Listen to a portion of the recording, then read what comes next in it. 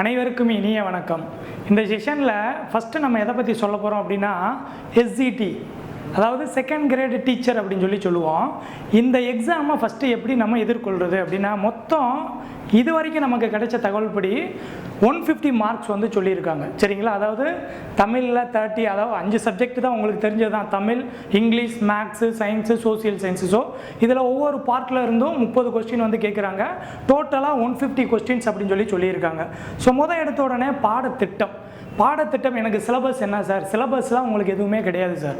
நீங்கள் படிக்க வேண்டியது ஃபஸ்ட்டு ஸ்டாண்டர்ட்லேருந்து 10th ஸ்டாண்டர்ட் வரைக்கும் இருக்கக்கூடிய எல்லா புக்கையுமே நீங்கள் படிக்கணும், எல்லா பகுதியையும் நீங்கள் படிக்கணும். ப்ளஸ் 11th 12th வரும்போது நீங்கள் இப்போ ஃபார் எக்ஸாம்பிள் பார்த்தீங்கன்னா 6th ஹிஸ்ட்ரியில் சிந்துவெளி நாகரிகம் அப்படின்னு இருக்குது. அதே சிந்துவெளி நாகரிகம் 11th புக்கில் இருக்கும். முகலாயர்கள், மராத்தியர்கள், விஜயநகர பேரரசு, இது எல்லாமே எங்கே இருக்கும்?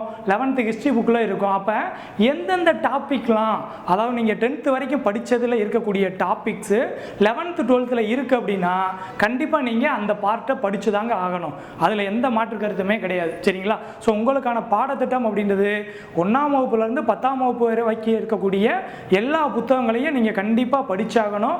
இன்னொரு டவுட்டு கேட்குறாங்க, சார் 1ஆவதுலேருந்து 5ஆவது வரைக்கும் ஏன் சார் படிக்கணும்? 6ஆவதுலேருந்து தானே சார் கொஸ்டின் எடுப்பாங்க? அப்படிலாம் கிடையாதுங்க. 1ஆவதுலேருந்து நீங்கள் 5th வரைக்கும் படிக்கும்போதே அவ்வளோ விஷயங்கள் வந்து உள்ள மேட்டர்ஸ் வந்து கொடுத்துருக்காங்க. சரிங்களா? ஸோ நிறையா தினங்கள் கொடுத்துருக்காங்க. 6th 10th வரைக்கும் இல்லாத நிறையா கருத்துக்கள் வந்து என்ன பண்ணுறாங்க, உங்களுக்கு தெரியுமான்ற பகுதியில் வந்து அவங்க கொடுத்துருக்காங்க. ஸோ அப்போ நம்ம கண்டிப்பாக ஃபஸ்ட்டு ஸ்டாண்டர்ட்லேருந்து 10th ஸ்டாண்டர்ட் வரைக்கும் இருக்கக்கூடிய எல்லா புக்ஸும் படிக்கணும். ப்ளஸ் 11th 12th எந்தெந்த பார்ட் கவர் ஆகுதோ அந்தந்த பகுதியை மட்டும் நம்ம கம்ப்ளீட்டாக படிக்கணும். சரிங்க சார். அடுத்து நம்ம எப்படி ப்ரிப்பேர் பண்ணணும் அப்படின்னா, இந்த மாதிரி தான். நீங்கள் தமிழ் புக் எடுத்தீங்கன்னா தமிழில் 30 மார்க் இருக்குது. கண்டிப்பாக நம்ம என்ன பண்ணணும், 30க்கு 30 அதில் வாங்கியே ஆகணும் அப்படின்னு நீங்கள் படிக்கணும். இதில் எல்லாரும் என்ன பண்ணணும் அப்படின்னா, தமிழ், மேக்ஸு, அதுக்கப்புறம் சோசியல் சயின்ஸு இதை மட்டும் படிப்பாங்க. ஏன்னா சிலர் இந்த மேக்ஸ் எனக்கு வரவே வராது அப்படின்னு விட்டுருவாங்க. மேக்ஸுக்கு பதிலாக நம்ம சயின்ஸை படிச்சுக்கிடுவோம் அப்படின்னு. சிலர் வந்து இங்கிலீஷில் வந்து ரொம்ப டாப்பாக இருப்பாங்க. ஏன்னா அவங்க வந்து இங்கிலீஷ் மீடியம் படிச்சிருப்பாங்க. ஸோ அவங்களுக்கு கிராமர்ஸு, அதுக்கப்புறம் போயம்ஸ் இதெல்லாம் ரொம்ப அத்துப்படியாக இருக்கும். ஸோ அப்படின்றப்ப அவங்க ஆங்கிலத்தை எடுத்துக்கிட்டு கணிதத்தை விட்டுருவாங்க. ஆனால் நல்லா தெரிஞ்சுக்கங்க, இந்த 5 பார்ட்டும் படித்தா மட்டும்தான் நீங்கள் கண்டிப்பாக வேலைக்கு போக முடியும். நீங்கள் பாஸ் ஆகிடலாம், சிவிக்கு போவீங்க. சரிங்களா? அங்கே போயிட்டு என்ன பண்ணுவீங்க, வேலை இல்லாமல் திரும்ப வெளியில் தான் நீங்கள் வருவீங்க. ஸோ அந்த கஷ்டம் உங்களுக்கு வரக்கூடாது அப்படின்றதுக்காக தான் நான் சொல்கிறேன். கண்டிப்பாக என்ன பண்ணுங்கள், இந்த 5 சப்ஜெக்ட் தான். இந்த 5 சப்ஜெக்டையும் எல்லாத்துக்குமே ஈக்குவல் இம்பார்ட்டன்ஸ் கொடுத்து படிங்க.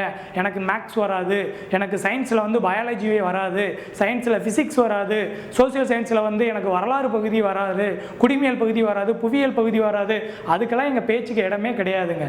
எல்லா பார்ட்டும் நீங்கள் கண்டிப்பாக படித்து தான் ஆகணும். அப்போ தான் நம்ம வேலைக்கு போக முடியும். இன்னொரு டவுட் என்ன அப்படின்னா, சார் நான் 2013 நான் முடிச்சிட்டேன், எனக்கு இப்போ இருக்கக்கூடிய புக்கை படிக்கிறதுக்கு ரொம்ப கஷ்டமாக இருக்குது அப்படின்னு சொல்லி சில டீச்சர்ஸ் எல்லாம் சொல்கிறாங்க. கண்டிப்பாக நீங்களும் கஷ்டப்பட்டு தான் என்ன பண்ணணும், படித்து தாங்க ஆகணும். ஏன்னா நீங்கள் 2013 படிக்கும்போது வேறு சிலபஸ் இருந்துச்சு, ரொம்ப நார்மலாக அந்த புக்கு வந்து இருக்கும். ஆனால் இன்றைக்கி இருக்க புக்கை வந்து ரொம்ப டஃப்பாக தாங்க இருக்கும். கண்டிப்பாக உங்களுக்கு வந்து ரொம்ப நீங்கள் மெனக்கட்டு படித்து தான் ஆகணும், வேறு வழியே கிடையாது. நான் 2014 பாஸ் ஆகிட்டேன், 2013 பாஸ் ஆகிட்டேன். நீங்கள் எப்போ பாஸ் ஆனாலும் இந்த நியமன தேர்வில் நீங்கள் பாஸ் ஆனால் மட்டும்தான் உங்களுக்கு வேலை கொடுக்க போகிறாங்க. சரிங்களா?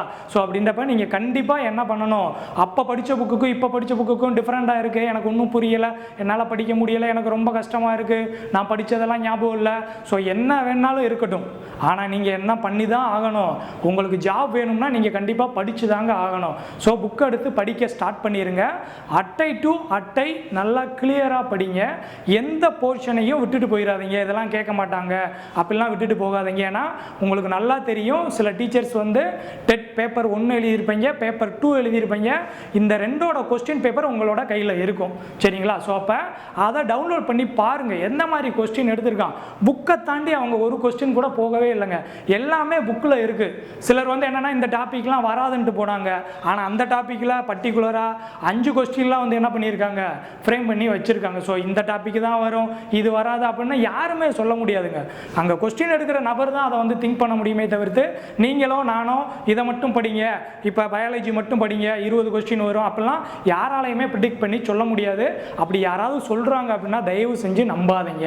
நீங்கள் புக்கில் எல்லா பகுதியையும் நீங்கள் கண்டிப்பாக வந்து படித்து தான் ஆகணும். சரிங்களா? ஸோ அப்படின்றப்ப இந்த 150 மார்க்ஸில் எவ்வளோ சார் ஸ்கோர் பண்ணலாம் அப்படின்னா உங்களோட எய்ம் கம்பல்சரி 135 ப்ளஸ் இருக்கணும்.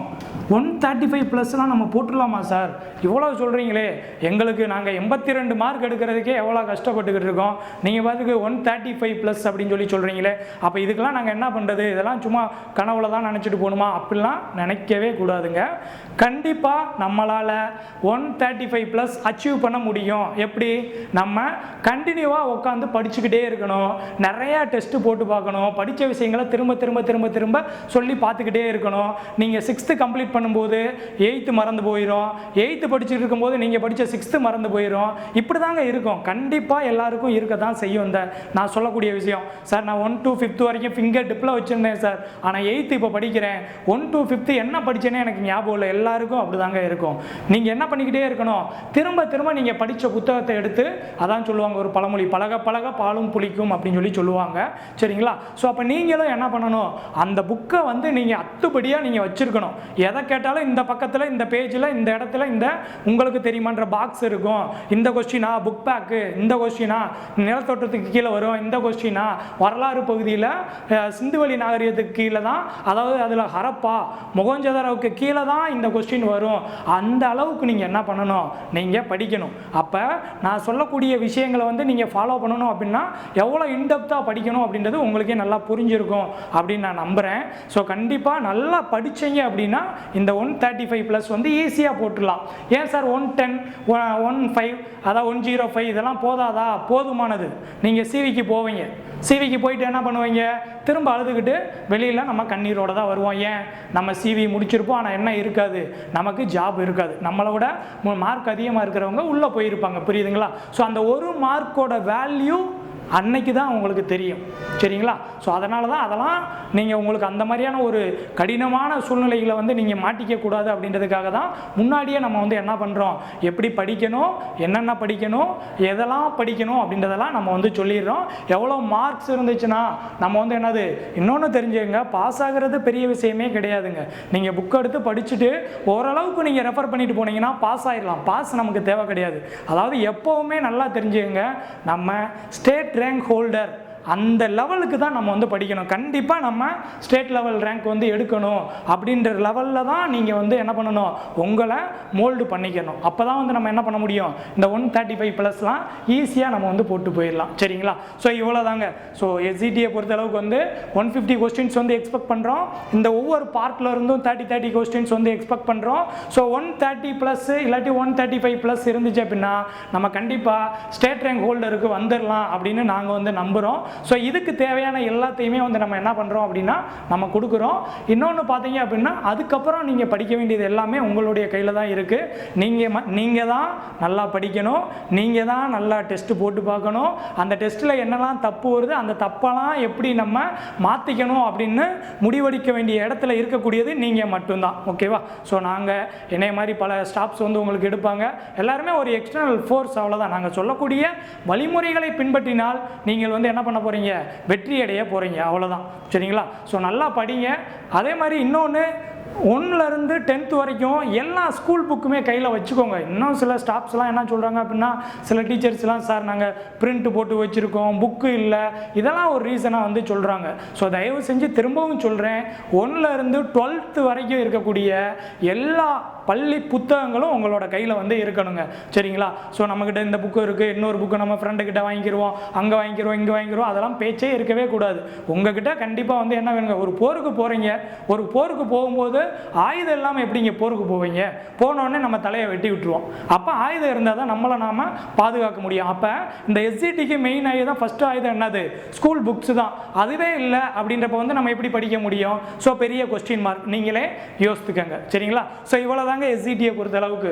இதை தாண்டி உங்களுக்கு ஏதாவது டவுட்ஸ் இருந்துச்சு அப்படின்னா நீங்கள் தாராளமாக கேட்டு வந்து என்ன பண்ணிக்கலாம், உங்களோட டவுட்டை வந்து கிளாரிஃபை பண்ணிக்கலாம். ஸோ எல்லாருமே, அதாவது அனைவரும் இந்த போட்டித் தேர்வில் வெற்றி பெற எங்களுடைய எங்களுடைய மதுரா கோச்சிங் சென்டர் சார்பாக உங்கள் அனைவருக்கும் வாழ்த்துக்களை தெரிவித்துக் கொள்கிறோம்.